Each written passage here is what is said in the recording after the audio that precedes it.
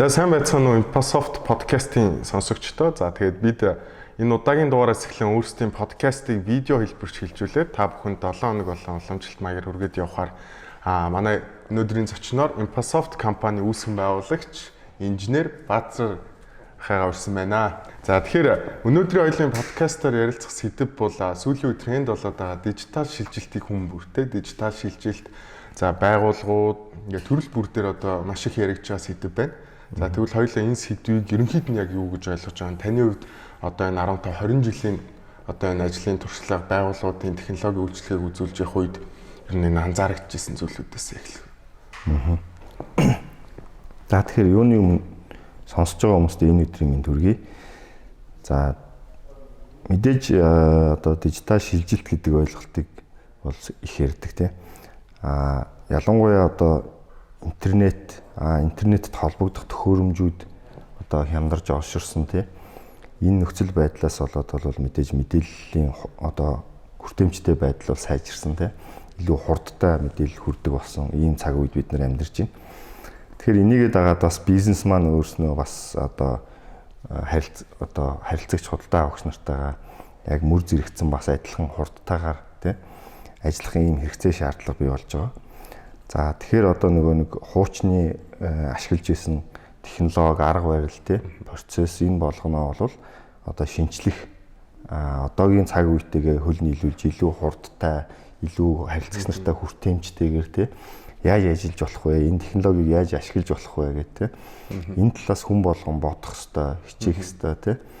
Ойлгохгүй нь бол одоо ямар нэг байдлаар бусдаас ойлголт авах ёстой гэдэг ч юм уу тийм. Ямар нэг байдлаар тухайн байгууллагын хувьд бүх хүмүүсийн оролцоо тодорхой хэмжээнд бэжж энэ дижитал шилжилт гэдэг ойлголт бол илүү одоо үр дүнтэйгээр хэрэгжих юмаа гэж ингэж харж байгаа. Тэгэхээр одоо энэ байгууллагууд маань дотроо янз бүр одоо жижиг том одоо за яг одоо ингэ ямар нэгэн дотроо дижитал шилжилт хийхээр төлөвлөж байгаа ч гэсэн хаанаас эхлэх вэ те? Одоо ихэнх байгууллагууд бол нөгөө суурь хэрэгцээ үе танилж байгаа интернет, компьютерууд нь байгаад байдаг. Гэхдээ яг нийт ажилчдын хэрэглээг нь харахаар яг тийм өндөр биш. Бүтээмж нь яг технологитой холбогдохгүй байгаа байгууллагуудад та юу гэж зөвлөх вэ? Тэр яг нөгөө эхлээд дөрөвний миний хэлдэгчлэн хүн болгоно нөгөө тодорхой хэмжээний технологийн талаарх ойлголтыг суурь ойлголтуудыг айгу сайн авах хэрэгтэй.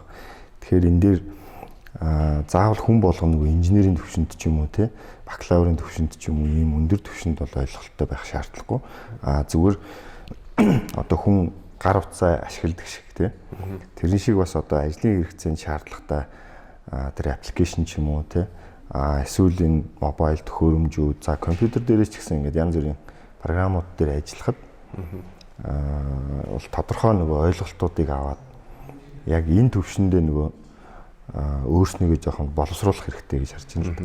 За жишээлхэд одоо юу гэдгийг санхүүгийн хүн гэхэд одоо тухайн байгууллага дээр явагдаж байгаа санхүүгийн процесс дээр өнөөдөр ямар асуудлууд байна те ямар удаашралт байна, ямар хүндрэлүүд байна те энийг технологиор яаж шийдэж болох вэ гэдэг талаас нь эрэл хайгуул хийх хэрэгтэй ч юм уу те энийгээ магадгүй тэр технологийн талын хүмүүстэй зөвлөлдөх хэрэгтэй ч юм уу те энэ талаар өөрсдөө үзүүлдэг байгууллагынхантай уулзч ярилцах хэрэгтэй ч юм уу гэх мэтлэн ингээд борлуулалт, маркетинг одоо бүхэл хүмүүс ийм хандлагатай байх нь нэгдүгээр алхам юм болоо гэж харж байна. Тийм. Тэгэхээр ерөнхийдөө нөө бизнесийн байгууллагууд бол тодорхой мэдээж ил ирэх тусам одоо ашиг орлого болон ихтэйгээр цаашаа ажиллах зорилготой байдаг тийм. Тэгэхээр таны одоо нөө бизнес талаас нь харуул яг энэ технологитой холбогдсон бизнесүүд ер нь яг хэрэг амжилттай явж байна. Магадгүй уламжлалт аргаар одоо хүртэл явж байгаа бизнесүүдээс давуу тал нь юу байгаа бол гэж бодож байна. Тэгэхээр мэдээж жижиг бизнес гэдэг бол одоо нөөцийн хувьд хязгаарлагдмал байдаг тийм ялангуяа жижиг бизнесийг авч үзэх юм. Тэгэхээр маш олон хүн яаж хүрч үйлчлэх вэ тийм. За мэдээж үйлдвэрлэлийн процесс хийдэг бол тэр үйлдвэрлэлийнхаа процесс дээр ч юм уу эсвэл захиалгынхаа процесс дээр ч юм уу хүргэлтийнхаа процесс дээр ч юм уу тийм. Энэ болгон дээр нөгөө одоо илүү боловсронгуй яаж болох вэ гэдэг нөгөө энэ талаасаа юмаа харах хэрэгтэй баг. Одоо тухайн бизнесийнхаа өөрийнхөө процессуудыг зарлж хараад одоо явж байгаа юм дээрээ технологи ашиглаад арай хурцсах ийм боломжууд юу байна гэдэг талаас нь тийм эрэл хайгуул хийх юм бол ямар нэгэн өөрчлөлтийг бол хийж чадна л гэж бодсон чинь. Тийм өмнөхөөсөө бол ялгаатай байдлаар ажиллах боломжтой. Ингэснээрээ бол бид нэр одоо бизнесийн хувьд яг ямар үр дүнгууд гарах вэ гэхээр мэдээж илүү олон харилцагчтай болох боломжтой тий. Илүү бага цагт хийх боломжтой гэдэг ч юм уу тий. За ялангуяа энэ төвжрээтэй ч юм уу тий. Ийм цаг үед нөгөө одоо хамгийн наадлан ихэд захиалга өгөхдөө заавал хүн ирээд авдаг биш эсвэл утсаар ярьдаг биш ч юм уу тий. Маш хялбархан байдлаар яаж энэ захиалга өгдөг байх вэ? Яаж хөрвүүлээд авчдаг байх вэ гэдэг ч юм тий. Энэ болгоныг нөгөө технологи ашиглаад хялбаршуулах нь бол тухайн бизнесийг бусад нөгөө өрсөлдөөнөөс бол ялгархт нь бол давуу тал болно л да тийм. Тэгэхээр би таны өмнө ярианаас сонсч ирсэн байгууллагууд ерөнхийдөө дид бүтээц буй таны нэг илтгэл байдаг тийм нөө дижитал офис гэдэг. Тэр мэтлэг одоо байгууллагууд манай Microsoft-ийн жишээлбэл санал болгодог бүтээгдэхүүн гэвэл өдөр тутмын үйл ажиллагаа дижитал руу шилжүүлье гэвэл бид нар Microsoft-ийн 365-ыг санал болгодог. За мэдээллийн аюулгүй байдал чиглэл рүүгингууд илүү гүнзгий бол бид нар device log те эсвэл антивирусүүд ч юм уу санал болгоод явдаг. Таны хувьд яг энэ одоо дэлхийн маш олон брэнд бүтээгдэхүүнийг одоо Монголтой хамгийн анх холбогдоход ихэнх дистрибьютор нь бол анх Microsoft-тай холбогдчихсон. Хамгийн анх ерөнхийдөө Монголтой харилцааны гараа нь ингээд явж исэн. Ингээ та энэ нэг түүхүүдээс яриа тэр үед яаж таныг санал болгож хүлээж авдаг байсан. Одоо ямарх болсон бэл. За яг нөгөө бүх брендийн хувьд биш ч гэсэн за яг жишээлхэд одоо Microsoft-ийн хувьд ч юм уу тий саяын дурддагдсан бүтээгдэхүүнүүдийн хувьд болвол бидний гол нөгөө зорилго бол эхлээд харилцагч нартай нөгөө ямар үнцийг хүргэж өгч болох вэ гэдэг талаас нь тий бол бизнесээ харж эхэлсэн байж байгаа. Тэгэхээр нөгөө энийг бол бид нар анх сургалт явуулж эхэлсэн. Сургалт явуулж эхлэхдээ бол Microsoft-ийн яг аль биесний ийм сургалтыг явуулж эхэлсэн. За энэ маань өөрөө манай харилцагч нарт ямар үнцийг авчирч байна вэ гэхээр тухайн үед бол одоо мэдээлэл технологийн мэрэгчлэтнүүд маань яг одоо ажил олгогчтой үнэлэгдэх тэр үнэлэмж бол их муу байдаг байсан тийм. Энийг яаж сайжруулж болох вэ тийм? Яаж тэр хүн илүү оновчтойгоор практик байдлаар тийм тухайн одоо технологиудыг илүү сайн ашиглах боломж өгдөг юм бэ гэдэг талаас нь бол манай сургалтыг энэ дээр бол дэмжлэг болж орж ирсэн байж байгаа. Тэгээд ялангуяа Microsoft-ийн бүтээгдэхүүнүүд дээр одоо хэрхэн яаж одоо мэргэжлийн хүмүүс ажиллах хэрэгтэй юм бэ гэдэг талаас нь бидний сургалт бол явагдчихсан. За энэ утгаараа бол мэдээж бид нар Microsoft-тай партнер болж ажиллахад ч гэсэн энэ маань бол биднэрт бас суур болсон тийм. Дараа нь байгууллагууд дээр бид нар лицензтэй програм хангамж нийлүүлэх ч юм уу. За програм хангамжуудаа дагсан янз янзын шийдлүүдийг тийм одоо тухайн байгууллагын орчинд яаж нэвтрүүлэх вэ гэд. Тэгэхээр ямарваа юм дээр нөгөө үр дүн гаргахад бол тухайн бүтээгдэхүүнийг нөгөө ашиглаж хэрэглэх хүмүүс маань өөрөө аягүй сайн ойлголттой тэрийг ашиглах тал дээр ямар нэгэн дэмжлэг авах гарцтай тийм ийм бэжэж ерөнхийдөө бол үр дүн гардаг.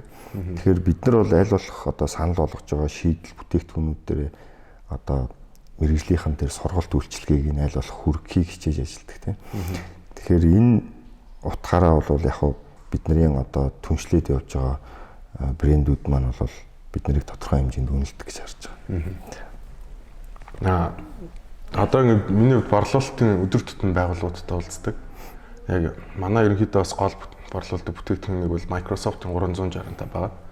Одоо cloud бүтээгдэхүүн. Удирдлагуудтай яг ингээд танилцуулга хийгээд дуусах үед надаас нэг асуулт асуудаг. Энэ бас нэлээд тавтагдчихсан. Ингээд бэлгүүнээ наач үнэхээр гоё юм аа. Уул амар гоё юм. Гэхдээ би яг ингээд сайн ойлгож чадахгүй байна гэдэг.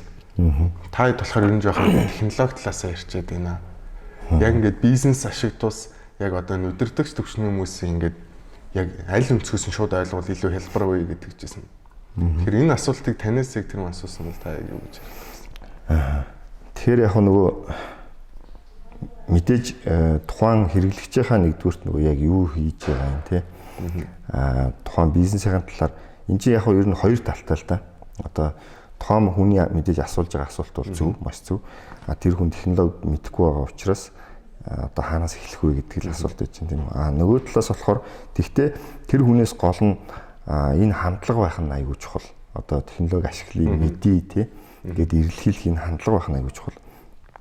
Нөгөө талаас болохоор бид нар бол нөгөө хэрэглэгч нартай тухайн бүтээгдэхүүн үйлчилгээг маш энгийн тухайн бизнесийг одоо бизнесийн талаар өөртөө ярилцаж ойлголт аваад тэрнийхээ дараагаар бол за танай нөхцөл одоо энэ бүтээгдэхүүн үйлчилгээг ингэж ашиглах боломжтой байна гэдэг байдлаар тийм нэгсэндээ харилцан ингэж ярилцаж байж тухайн бизнесийн хувьд энэ шийдэл ямар үр дүн авчрах боломжтой байдгийг одоо гаргаж тавил илүү үр дүнтэй болно тийм. Тэгэхгүйгээр одоо зөвхөн бүтээгдэхүүн үйлчилгээ яриад байдаг. Гэтэл нөгөө тухайн бизнесийн маань үйл ажиллагаатай энэ бүтээгдэхүүний одоо хэрэгцээ шаардлага нь нийцэж гин үгүй тийм гэдгээс болоод одоо хоорондоо ойлголцохгүй байж бас болох тийм. Тийм. Тэгэхээр сүүлийн үед бас байгууллагуудад нэлээх хүний нөөц төр асуудал болж байгаа сэдв бол IT менежер тийм. IT инженерүүд за энэ талаар таны үзэл бодол ер нь ямар байдаг вэ? Тэгэхээр яг одоо болохоор нөгөө хүний нөөцгээд авахаар бол зөвхөн IT гэдэг маань өөрөө хангалтгүй. IT-ийн мэргэжилтнүүд одоо байгууллагад ажиллах нь бол дан ганцаараа технологийн шийдэл нэвтрүүлэхэд хангалтгүй болж байна л да. Ер нь л хүн болгоны оролцоо их чухал. Ялангуяа өдөрдох төвчний хүмүүсийн одоо технологид хандж байгаа хандлага маш их чухал байна л да. Тэгэхээр одоо юу гэдгийг жишээлхэд бизнес аналист гэдэг одоо манай дээр ч гэсэн бас энэ чиглэлийн сургалт явагддаг тийм.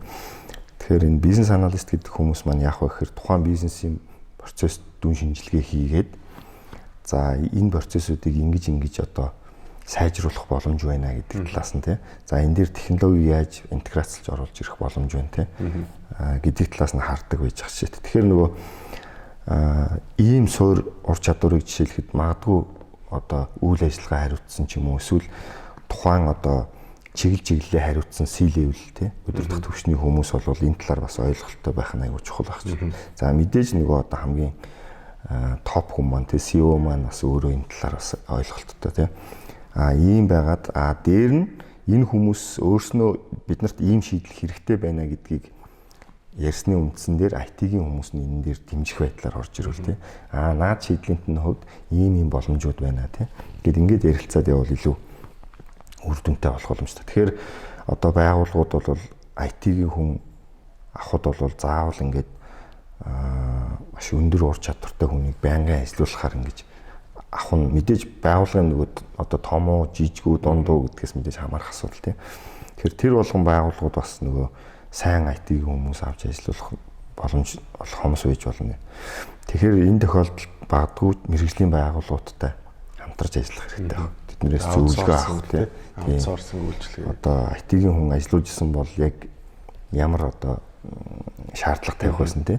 Энэ шаардлага тавиад одоо нөгөө энэ төрлийн компаниудад аутсорсинг хийж ажиллах бас боломжтой тийм. Тэгснээр бол бас нөгөө олон төрлийн ур чадвар шаардсан мэргэжилтнүүдийг магадгүй нэг гэрээгээр зохицуулаад тийм. Нэг цэгээс бол ийм төрлийн үйлчилгээ бас авах боломж байж болно тийм.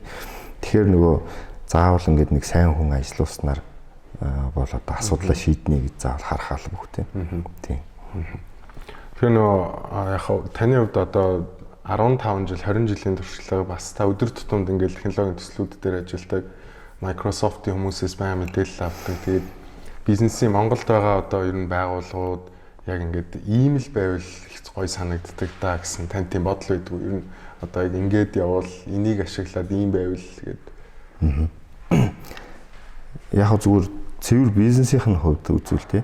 Цэвэр бизнесийн хувьд үзвэл ялангуяа жижиг бизнесүүд ч юм уу хоорондоо ингэж одоо уялдаатай биеийнхээ бизнесийг дэмжсэн тий. Одоо нөгөө ийм гинжин хэлхийн одоо нэгсэндээ хуучин бол нэг компани бүх юмыг хийх гэж оролддог байсан бол одоо бол хин сайн хийж байгаатай хамтарч ажиллах зарчмаар тийм. Тухайн байгууллага өөрөө яг core үндсэн юун дээрээ сайн те тэрэн дээрээ фокуслаад илүү тэрэн дээрээ одоо чадвартай боловсон хүчин одоо бүх юмаа төвлөрүүлээд бусад зүйл дээрээ болохоор хин хамгийн сайн одоо хин хамгийн сайн маркетинг хийдгийг гэдэг ч юм уу эсвэл хин хамгийн сайн борлуулалтын дээр ажилтгийг гэдэг ч юм уу те. Магадгүй ингээд янз янзын сувгуудтай яг тэр чиглэлийн үйлчлэгээ үзүүлдэг газрууд нь хоорондоо хамтарч ажиллах илүү их үр дүнтэй бас харагддаг. Дээр нь бол мэдээж байгууллага болгон өөрснөө гэсэн юм технологийн одоо шийдлүүдийг өөрийнхөө бизнесийн онцлог тохирсон тийм шийдлүүдийг бол аль болох нэвтрүүлэхийг зорж ажиллах тийм аль болох одоо хүний ажиллагаа бага шаардсан харилцагч заавал хүнтэй ингэж харилцаж ийж одоо тухайн бүтээгдэхүүн үйлчлэгийг авах шаардлагагүй байхаар ч юм уу тийм ийм байдлаар нөгөө одоо өөрийнхөө үндсэн бизнесээ зохицуулж чадчихвэл энэ бол илүү их одоо ирээдүйн чиг хандлага юм болоо гэж харж байна. Тэгэхээр ийм л одоо болохыг бүгдээрээ хичээвэл. Тэгээ нөгөө манай Impassoft-ийн хувьд ч гэсэн нэлээд эрэлттэй байдаг үйлчлэг бол одоо сүүлийн үед нөгөө процесс автоматжуулалт болоод байна тийм. Байгууллагууд маань яг өөрсдөндөө гэсэн өөрсдөө хуучин бол ямар байсан бэ гэхээр тухайн нэг аппликейшн ямар нэгэн төлөвийг ашиглахдаа тэр төлөвийн боломжийг харуулж ашигладаг тийм. Өөр нэмэлт өөрсдөө хөгжүүлнэ гэж байхгүй. Одоо харин энэ Microsoft ч юм уу бусад платформуд дээр энэ өөрсдөндөө зориулсан одоо юм аппликейшнуудыг хийх боломжтой. Тэрний яг core-ын цаана бэлдээд өгсөн. Наа ерөнхийдөө шаардлагууд дээр үндэслэж айгу тийм боломжууд бий болоод байгаа. Энэ бол сүүлийн үед миний уулзсан байгууллага болгоноос нэлээд одоо их асуулт болохоор та энийг техник талаас нь ч юм уу те ер нь ийм зүйл ажиллаад байгаамаа. Энэ дээр ийм зүйл нь одоо зарим тохиолдолд бас нөгөө шаардлагагүй юмыг байгууллагууд маань автоматжуулах гэдэг тийм. Тэгээд шал тийм үр дүн багтай цаг чиг хүрээд байдаг. Тэгэхээр яг энийг үзэж байгаа сонсогч дунд маань байгууллага дотроо энэ автоматжуулалтыг хийх гэж төлөвлөж байгаа хүмүүс байвал та зөвлөгөө өгвөл. Тэр яг нөгөө автоматжуулалтын дээр нэгдүгürt бол нөгөө одоо ERP системүүд гэж ярьдаг юм. Enterprise Resource Planning гэдэг. Тэгэхээр энэ чиглэлийн системүүдийг бол мэдээж том байгууллагууд бол ашигладаг. Гэтэл жижиг дунд байгууллагууд тэр болгон бүх процесс дээрээ бол энэ том хэмжээний шийдлүүдийг авчрах нөгөө төсөв мөнгөний хувьд бол хязгаарлагдмал байдаг тийм. Тэр тохиолдолд бол мэдээж ингээд процессуудыг жижиг одоо процессүүдэд хуваагаад тийм. Ингээд энэ дээр нь одоо алийг нь технологиор шийдэж болох нь гэдгийг нэгэсэндээ тодорхойлоод тэгээд энийг нэг бол аутсорсингор ч юм уу эсвэл өөрснөө дотооддоо хөгжүүлэх гарцуудаа бол хайх шаардлагатай байна. За тэгээд энэ дээр мэдээж одоо жишээлхэд Office 365 дээр ч юм уу тий Microsoft 365 гэж ярьж байгаа. Тэгэхээр энэ дээр маань нөгөө Power Platform гэдэг ийм нөгөө хөгжүүлэлтийн орчин байж байгаа. Тэгэхээр энэ хөгжүүлэлтийн орчин дээр болохоор одоо сүүлийн үед бол нөгөө Citizen Developer гэдэг тий нэгэсэндээ энгийн одоо бизнес ажиллаж байгаа менежер төвшний хүмүүс ч юм уу тий суугаад одоо өөрснийхөө ажиллаж байгаа лайн дээр процессуудаа харж агаад аль процесс дээр одоо илүү их юм хүн их оролцоод алдаа их гарч ийн эсвэл цаг их зарцуулж ийн гэдэг ч юм тий энэ дээр аналитик хийгээд хүмүүс маань өөрснөө нөгөө no code low code ч юм уу тий одоо ямар нэгэн кодын төвшөнд програм бичгүйгээр одоо лего тоглоом өгсөрдөг шигээр тий ямар нэг процессын автоматжуулалтыг бол иймэрхүү хэлбэрээр хийх боломжууд бол бас байж байгаа. Тэгэхээр манай дээр бас энэ чиглэлийн сургалтууд бол одоо явж эхэлж байна тийм. Тэгээд гол зүйл маань бол мэдээж нөгөө процессыг бас анализ хийх. Тэгээд энэ процессүүд дотроо яг одоогийн төвшөнд бол нөгөө цаг их зарцуулж байгаа юм юу байгаад байна тийм. Яг юунаас болоод цаг зарцуулаад байна тийм. За тэгээд тэр процесс маань хэр их давтагддгийг одоо олон дахин давтамж ихтэй байдаг юм уу эсвэл хаяал нэг ингэж явагддаг. Тэгтээ яг жоохон цаг авдаг ийм процесс юм тий. Тэгээ хаяа нэг явдаг. Тэгтээ жоохон цаг авдаг процессыг бол тэр болгон автоматжуулах нь бол их үр дүнтэй биш харагдаад байгаа. Ямар процесс дээр илүү их автоматжуулах зохимжтой байна гэхээр давтамж өндөртэй. Тэгээ олон хүнд одоо тэр процессд оролцдог тий. Ийм тохиолдолд одоо тухайн процессыг автоматжуулах юм бол маш олон хүн энэний үр дүнгийн хүртэж байгаа учраас илүү сайн чанартай ийм автоматжуулалт болох юм болов гэж харж байна. Тэгэхээр нөгөө өмнө арга хэмжээнд дээр та нэг дижитал офис гэдэг ихтгэл тавихад би сонсч чадаагүй. Тэр үнэхээр сонирхолтой ихтгэл байсан баг. Миний сүүлийн асуулт нь яг тэр юу ямар агуулгатай байсан бэ? Таны хувьд дижитал офис гэдгийг яг юу гэж тодорхойлдог вэ? Тэгэхээр яг одоо нөгөө өнөөгийн нөхцөл байдалд бол ингээ ковидтэй тий. Тэгээ энэс болоод хүмүүс тэр болгон ажлын байран дээр ажиллах боломжгүй тий. Тэгэхээр гэрээс ч юм уу зайнаас ажиллах юм шаардлагатай болж байна. За тэгээд заримдаа бизнесийн шаардлагаас болоод заавал офис дээр суухаасаа илүү одоо харилцагч дээр явж явахдаа ч юм уу энэ гадуур те өөр орон нутгаар ч юм ингээд явж байхдаа бол байнга эргээд нөгөө хоорондоо холбоотой байх ийм хэрэгцээ шаардлага гарч ийн л да. Тэгэхээр энэ тохиолдолд нөгөө нэг офис гэдэг ойлголт маань өөрөө ийм харьцангуйлж эхэлж байна. Тэгэхээр магадгүй офис гэдэг маань бол хүмүүс нэг дор цуглараад илүү их нэг ийм төвлөрөл үүсгэх. Эсвэл ингээд харилцагч тэднэр дээр ирэхэд нэг ийм тодорхой хаягтай байх тухай асуудал тий. Гэтэл одоо бүх юм ингээд захимжаад онлайн болоод ирэхээр энэ маань хаяг адрес маань өөрөө нэг вебсайтны хаяг шиг тий. Тэр хаягаар хүн бид нарыг олцдог болж байна тий. Тэгэхээр одоо дижитал офис гэдэг дээр бол хүн одоо манай байгууллага руу утсаар залгахад ч юм уу эсвэл вебээр орохоор ч юм уу тий.